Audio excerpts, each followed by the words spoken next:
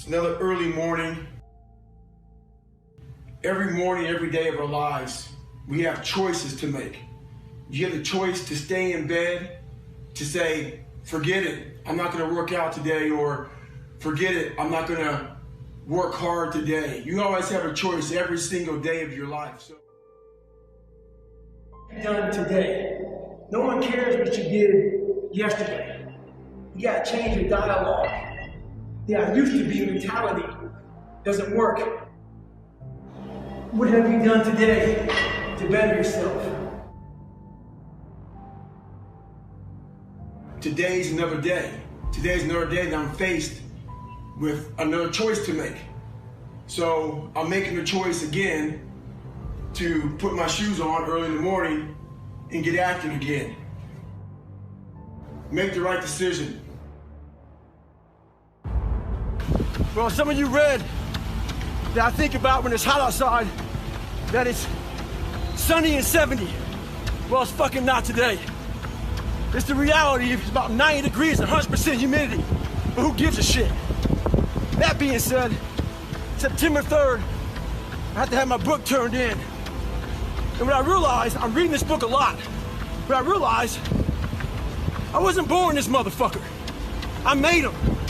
At the bottom of insecurities, fear, self-doubt, lies, was me buried in the fucking fetal position.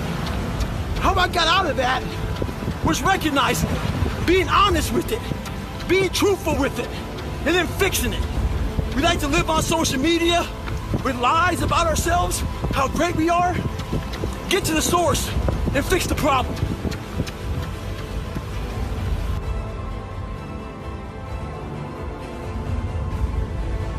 I'm a big believer in doing something that sucks every single day of your life. I believe it's a key component into strengthening your mind. Every day you're trying to find more of what you're capable of. And that's the big question. What are you capable of? Stop doing the things that you do every day. You run every day, go swim.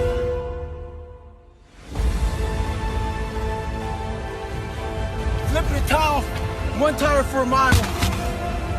It'll definitely build something. So, I'm all about callousing the mind. Do something that sucks.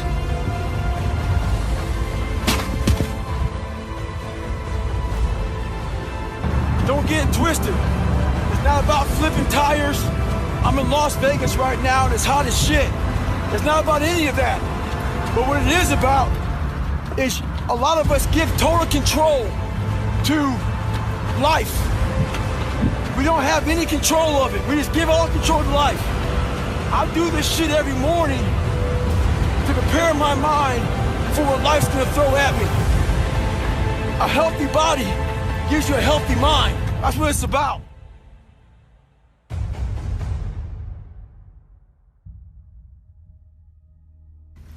So I just got back from a long run, and what I realized for myself and for a lot of people is that life is one big tug of war between mediocrity and trying to find your best self. So there's tricks to all this crap in life. Life is one big head game. One trick in this situation is, so I didn't want to run, so what did I do? I figured out a couple of things. You have to sometimes let mediocrity think that you're giving into it. So I said, you know what, instead of going for a 20-miler, I'm just gonna go out for an easy 6 or 7. What that did to my brain was it said, okay, mediocrity thought it won. So it let loose a little bit. It let go of that, oh, this is gonna suck. This is gonna be okay, it's not too bad. The second you get to mile 2, guess what happens? Greatness pulls mediocrity in the fucking mud. Get out there and get after it. You wanna go in about the right mindset, the right gear. In combat, you wear body armor. But what we do wrong is we don't strengthen our minds. You gotta strengthen your mind, take control of that. So then when you get out in the real world and they fuck you up, you got protection. So I'm about 15 miles from home, and I often talk about taking souls. This morning, this person, I usually train alone. This person wanted to run with me. And I said, fine, we'll run 15. This morning comes, there's storms coming in this way, and the person calls and said, hey, why don't we do it tomorrow? Taking souls is when I told the motherfucker, I'm gonna run 15 today, and I'll run with you again tomorrow. That's what taking souls is about. Don't worry about the elements and what's going on. You gotta get out there and get it. He wasn't the only one that thought about taking the day off, because the storm is coming in right now, and there's not a soul out here but me.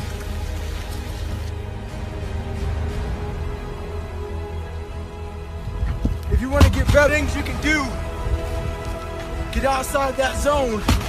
That zone is that zone that makes you feel good. The stronger your mind's gonna get. It starts getting used to doing shit like this. It's not fun. My mind's used to it. I run past a cemetery a lot at home. And when I run past a cemetery, it saddens me because there's a lot of people there, not because they're dead, because a lot of untapped potential. A lot of us die never tapping into our full potential. And I often look at wash rags when I'm wringing them out to hang them up as my soul. And I won't be satisfied until every drop of that wash rag, which is my soul, is completely wrung out. So in my life, I won't be satisfied until everything I have in me is completely out of me. And that's when I'll be satisfied. I'm not the best at anything. I'm not gifted. I'm just driven. I'm a guy that came from nothing. Anybody's capable of doing shit like this. Anybody. And I sat in that tub. She put the water on me. She called my mom up. And my mom was dating a doctor at the time. The doctor said, you need to get him to a hospital now. She came back in. All I wanted to do was call Chris Costner on the phone, the race director of Badwater, and say I can did it. So she said, I'm taking you to the doctor. I said, no, let me sit here and enjoy this pain. She said, what are you talking about? I said, you know, I need to go to the doctor. I realized that. But I never thought it was humanly possible to do what I did. I went 70 miles. And at 70 miles, I was dead. I was at 100%. What I thought was 100%. I went 31 more miles after being in the worst physical shape I've ever been in my life. As I sat in that tub and the waters hit me, it was the most amazing feeling of accomplishment.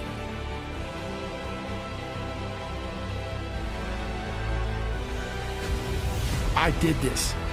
And as crazy as it sounds, it was the most amazing moment of my entire life. To come from this kid who was mentally torturing himself and was tortured, it's all to this guy now, who was able to overcome such amazing odds and obstacles. And I called Chris Costner, the race director of Badwater, and he said, the idea of a 24-hour race is to run 24 hours. You only ran 19. And he put doubt in my mind that he would let me into Badwater. 2 weeks later, roughly, December 5th, was this marathon that we all signed up for. I couldn't walk. I could not walk. I ran 100 miles before I ran a marathon.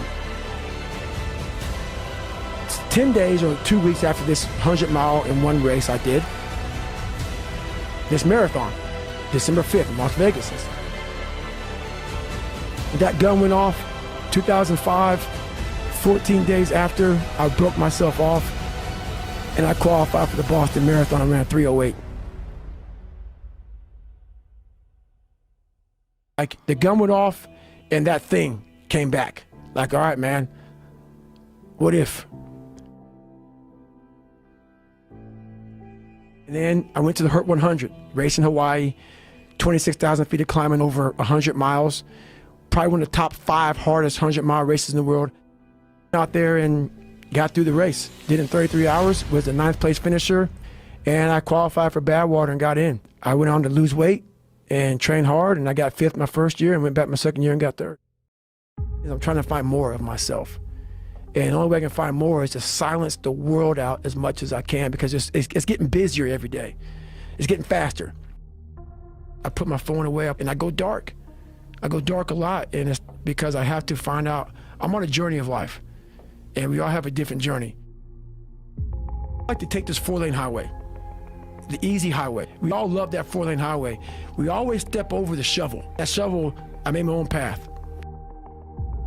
But going through this path of life, this journey over here that you make yourself, that's incredibly difficult, and we're afraid. It's easier to accept the fact that I'm just not good enough. You have to go into those dark chambers that we often shut off, and you got to open them up.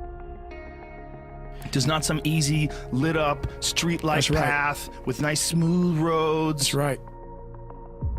Fail, and you're gonna be in your head, you're gonna be saying, I'm not good enough. And it's how you get through that. It's how you get through that on a daily basis, when that thing is saying, man, I'm 43, I've done so much. You start to become civilized.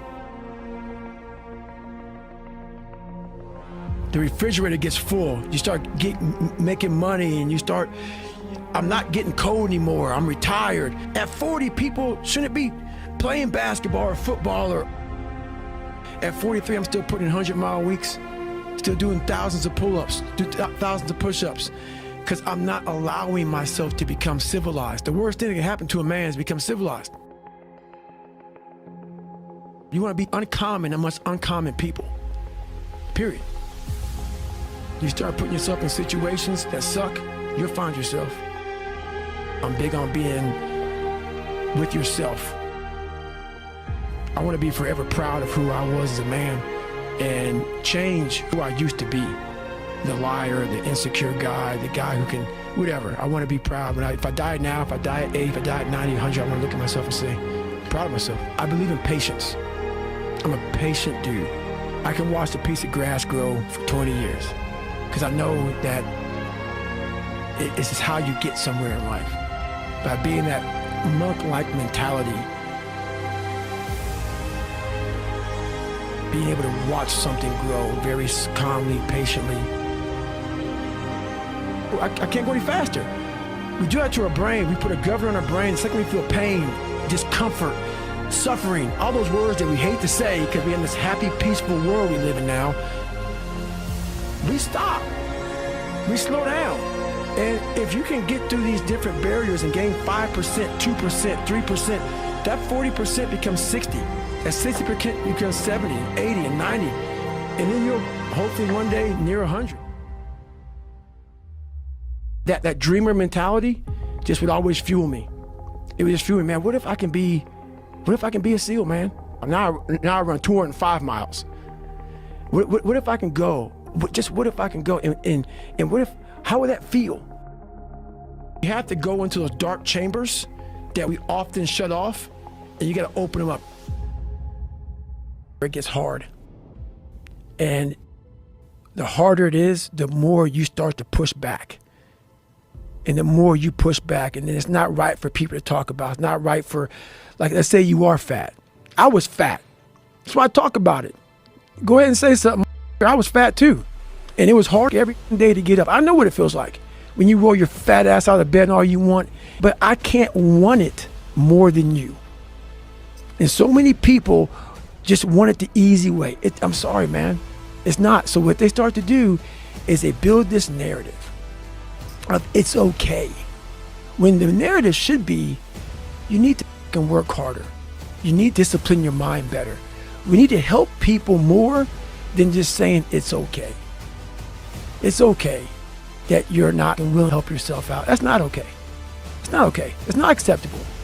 Even though it's your life, if that's acceptable, that's unacceptable. And there's a lot of people in this world, me included, that if I accepted that, I wouldn't be anywhere. So yeah, a lot of people just, they start creating a narrative about themselves that make it okay. The ultimate get out of jail free card. And now the world is set up to have so many get out of jail free cards. everything is okay. And you can't say a motherfucking thing about it. I want you to go there with me. I'm taking you there with me. I'm a storyteller. I want to take your ass down paradise. So the house I lived in Buffalo, New York, that I got my ass beat every day, funny. We lived on Paradise Road. And it was anything but paradise. So I want you to go there with me. You want to learn from me? Let me take your ass home. Let me take you there. So that's the whole thing about it, man. We're scared to dive into our lives, what made us who we are. The beautiful people that we are. We're all jacked up in so many ways. That's the beauty of us. That's the beauty of me.